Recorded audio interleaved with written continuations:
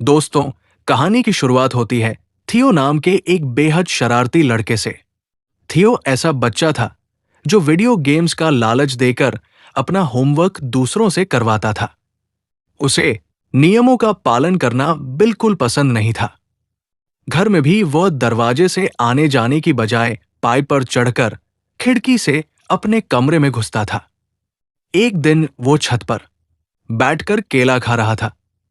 शरारत में उसने केले का छिलका नीचे फेंक दिया, लेकिन इस बार कुछ अजीब हुआ।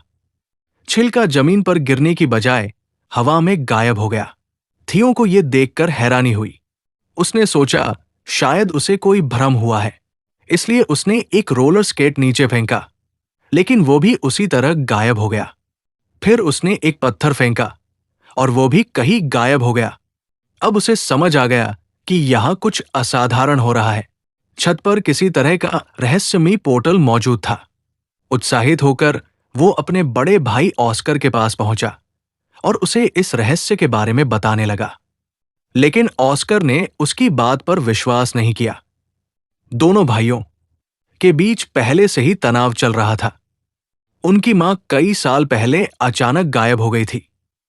थियो का मानना था कि उनकी मां उन्हें छोड़कर कहीं चली गई थी, जबकि ऑस्कर को पूरा विश्वास था कि उनकी मां एक वैज्ञानिक थी और टाइम ट्रैवल पर काम करते हुए किसी दूसरे समय में फंस गई है। ऑस्कर अपनी मां की रिसर्च को समझकर उन्हें वापस लाना चाहता था।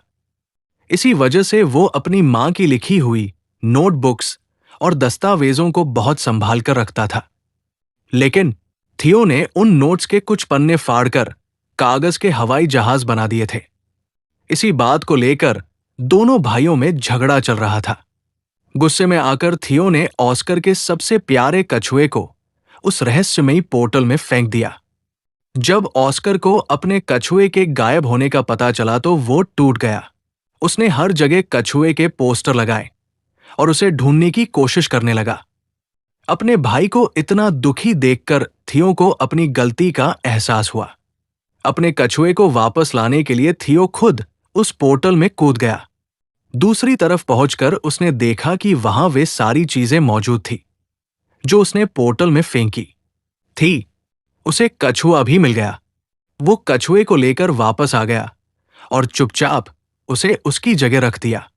लेकिन अगली सुबह सब कुछ बदल चुका था। थियो जब जागा तो उसने देखा कि उसका बड़ा भाई अब बूढ़ा हो चुका है। घर भी बदल गया था। जल्द ही उसे पता चला कि वो गलती से वर्ष 1990 से सीधे वर्ष 2022 में पहुंच गया है। उसके लिए तो बस एक रात बीती थी, लेकिन दुनिया के लिए 32 साल गुजर चुके थे। अब ऑस्कर एक फिजिक्स प्रोफेसर बन चुका था। उनकी दादी भी काफी बूढ़ी हो चुकी थी।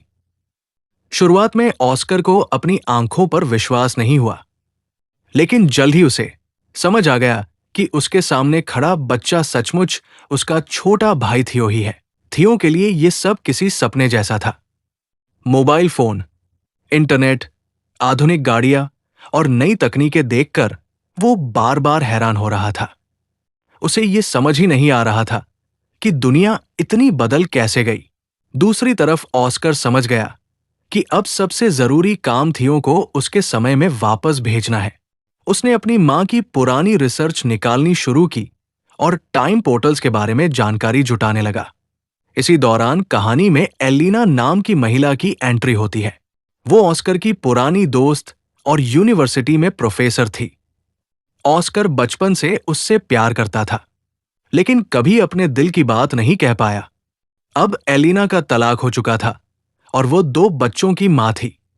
एक दिन थियो को याद आया कि उसने बचपन में अपनी मां के कागजों में से एक रहस्यमयी सूची निकालकर डिक्शनरी में छिपा दी थी। उस सूची में शायद टाइम पोर्टल्स के निर्देशांक लिखे हुए थे।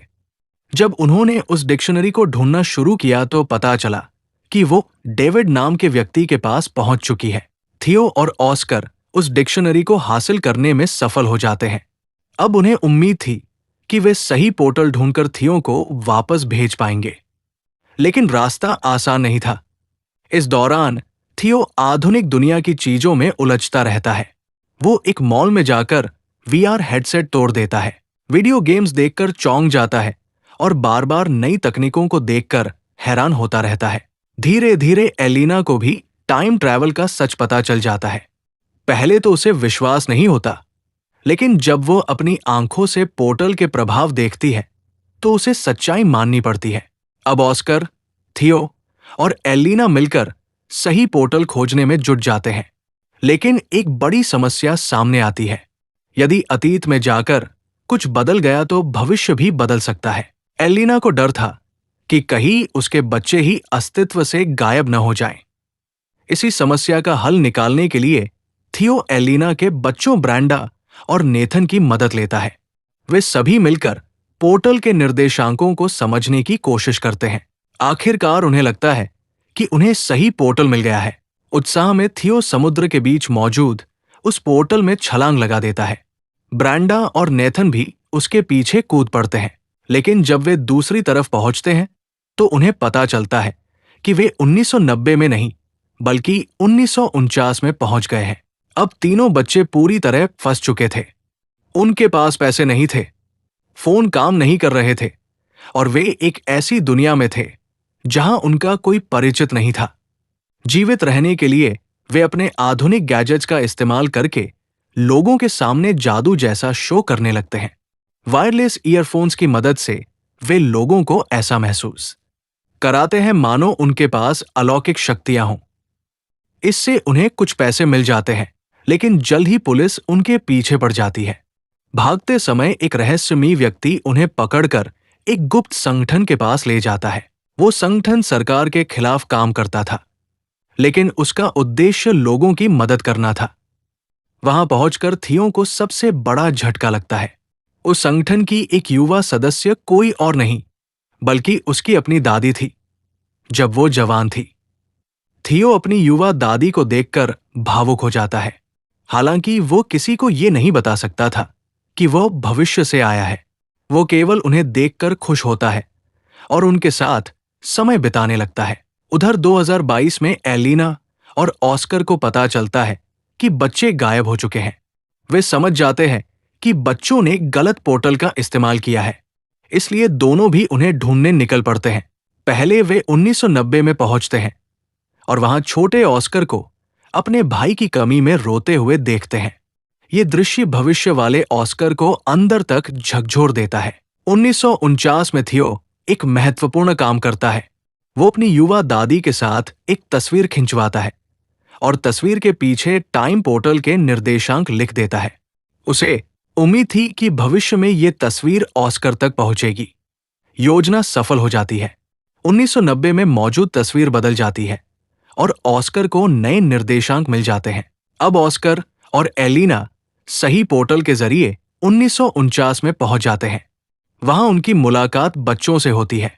एलिना अपने बच्चों को सुरक्षित देखकर राहत महसूस करती है, लेकिन अब एक नई समस्या सामने आती है। थियो वापस नहीं जाना चाहता था। उसे 1949 का जीवन पसंद आने लगा था। वहां उसकी युवा दादी थी, नए दोस्त थे और उसे लगता था कि 1990 में उसका कोई नहीं है। ये सुनकर ऑस्कर भावुक हो जाता है। वो अपने भाई को बताता है कि उसके गायब होने के बाद उसने कितने साल दुख में बिताए हैं। वो कहता है कि चाहे वे कितनी भी लड़ाई करें, लेकिन वो अपने भाई से बहुत प्यार करता है। ये बात सुनकर थियो का दिल बदल जाता है। जल्द ही वे एक और बड़ा रहस्य खोजते हैं। जो आदमी उनकी मदद कर रहा था वो कोई और नहीं बल्कि उनके भविष्य के दादाजी थे।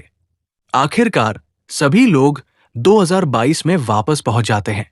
वहां से ऑस्कर थियो को सही पोर्टल तक ले जाता है जो उसे 1990 में पहुंचा सकता था। थियो का मन अब भी नहीं था, लेकिन वो समझ चुका था कि उसका असली स्थान अपने समय में ही है। ऑस्कर उसे गले लगाकर समझाता है कि 1990 वाला ऑस्कर भी उतना ही अकेला है जितना वो खुद महसूस कर रहा है। भावुक विदाई के बाद थियो पोर्टल में प्रवेश करता है और 1990 में वापस पहुंच जाता है।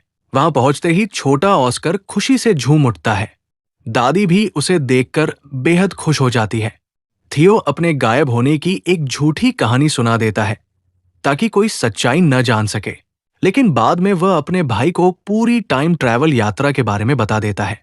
यहां तक कि वो उसे 2022 का मोबाइल फोन भी दिखाता है। ऑस्कर पूरी तरह विश्वास तो नहीं करता, लेकिन वो जान जाता है कि कुछ असाधारण जरूर हुआ है। दोनों भाई फैसला करते हैं कि वे अब कभी टाइम पोर्टल्स का इस्तेमाल नहीं करेंगे और अपने वर्तमान जीवन को ही महत्व देंगे। दूसरी ओर 2022 में ऑस्कर आखिरकार एलिना के करीब आने की हिम्मत जुटा लेता है। अब परिस्थितियां बदल चुकी थी और उनके रिश्ते को एक नई शुरुआत मिलने वाली थी। लेकिन फिल्म का सबसे बड़ा रहस्य आखिर में सामने आता है। बहुत पुराने समय में एक नया पोर्टल खुलता है। उसमें से एक महिला बाहर निकलती है। ये कोई और नहीं बल्कि थियो और ऑस्कर की मां होती है। पता चलता है कि वो वास्तव में टाइम ट्रैवल के दौरान अतीत में फंस गई थी। अब वो उस पुराने युग के लोगों को विज्ञान सिखाना शुरू करती है। यहीं पर कहानी एक बड़े सवाल के साथ खत्म होती है। अगर एक आधुनिक वैज्ञानिक बहुत पुराने समय में जाकर लोगों को ज्ञान देने लगे, तो क्या भविष्य पूरी तरह बदल सकता है? शायद यही वो रहस्य है जिसका जवाब इस कहानी का अगला अध्याय देगा। इस तरह ये कहानी सिर्फ टाइम ट्रैवल की नहीं, बल्कि दो भाइयों के प्यार, परिवार की अहमियत, दोस्ती, त्याग और सही समय पर सही फैसला लेने की कहानी बन जाती है। आखिर में हर किरदार ये सीखता है कि अतीत और भविष्य के पीछे भागने से ज्यादा जरूरी है अपने वर्तमान को समझना और उन लोगों की कद्र करना जो हमारे साथ है।